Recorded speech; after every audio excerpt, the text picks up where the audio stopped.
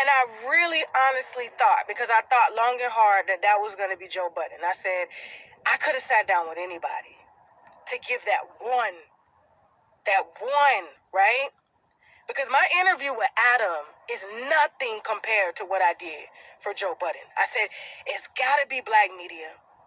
And it's got to be somebody that I feel has been objective. And I've watched his approach to everything that I've had going on. And he's always been very objective, in my opinion. I felt like, he didn't mind speaking out or calling out the bullshit, and being professional about it. But at the same time, calling it for what it is, because he's shared some of his own shit, like when Rory and Mal left, I saw him go through that. And that's hard, when you both of your hosts leave you and you got to figure out what to do. And this narrative is because, of where it came from. I'm like, there's a way that, women go about, explaining domestic violence and all this. And I just didn't feel like it was coming from a great place. And I'm just telling you from what I've observed. And so I was like, with someone who's been falsely accused of things, and he's still been able to rise above all of the negativity, and he understands what it's like to be the underdog, and how you see people that you feel is not even better than you get bigger contracts than you, get treated better. Why are these streaming services lowballing me but highballing them, and I'm putting in the work day by day? I now understand why nobody fucks really with Joe. Joe is all bark, but no bite. All bark, but no bite. Meaning he says what people want to hear to get their attention. But when it comes to putting the money on the table to pay the bill, you gonna have to be knocking on that door looking for that money. You said you was gonna do this. And he has every right to do what he wants to do with his platform. This is not what this is about.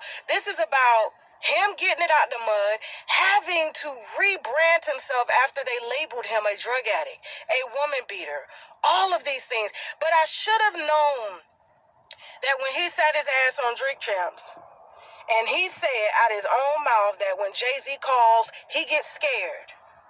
And I said that to him in the interview that I did. I said, you and I, even though we're the same, but the way you move and the way I move is different. Jay-Z can't call me and tell me to bark. He can't call me and tell me to bite. Jay-Z don't pay none of y'all bills, but for you to be a black man to sit up and just bow down to this other black man, and he ain't did a motherfucking thing for you, he didn't even remember saying that. But then when I hear, he's got to comb through the interview, he's got to make sure this and make sure that, I bodied each and every one of those black men to the point that all of them said after they were done, we're winos.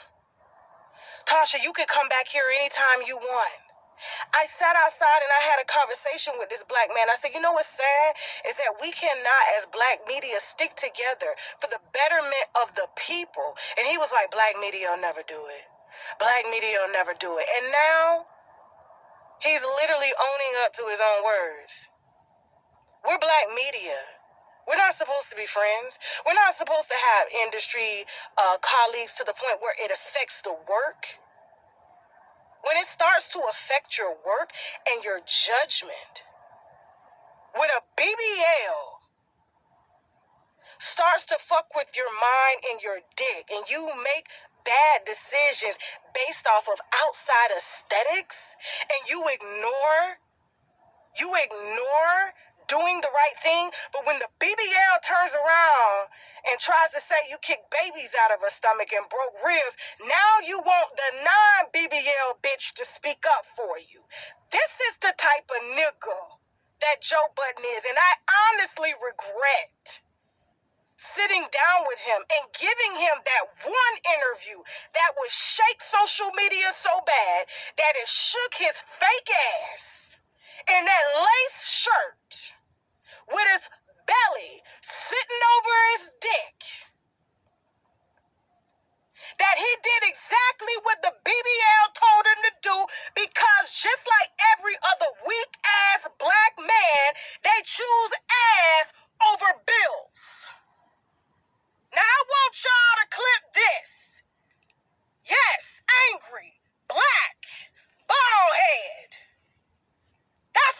you to clip, and I honestly regret giving him the interview that I should have gave that cracker Adam 22 when he had the intelligence to read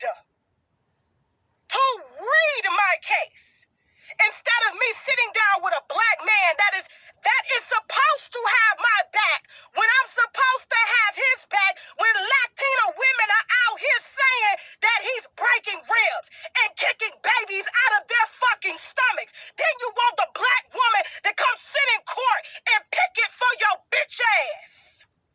Don't play with me. Don't play with me. And you wonder why black people don't get ahead, because we can't fucking stick together. We want to try to mask it and blame crackers. But no, it's your jealous bitch ass. Fucking right, I'm mad. And you want us to settle. That's why you chose a black woman. Shout out to Melissa Ford. But let me say something. I said this to her. You chose Melissa Ford for that platform because she would never stand up to your bitch ass. You are the type that hates women with a fucking voice. So when they cry and say, oh, somebody did this to me, you feel sorry for the pussy until the rabbit got the gun on your bitch ass, calling you a drug addict, calling you a woman beater. But you innocent. But you ain't take the time to read my case, nigga.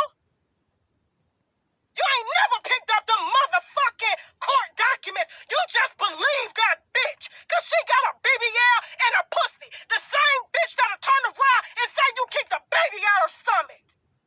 Don't fucking play with me. So yes, I'ma push this cracker above you.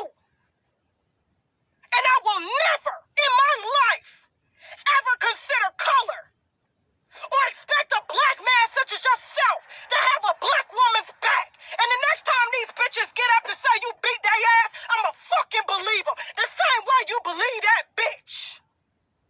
Now consider that aspect, nigga. Now head over to No Jumper and you watch that interview and you get to know Tasha K and everything I fucking built myself with my black African husband who's not afraid to stand up to no nigga, including you.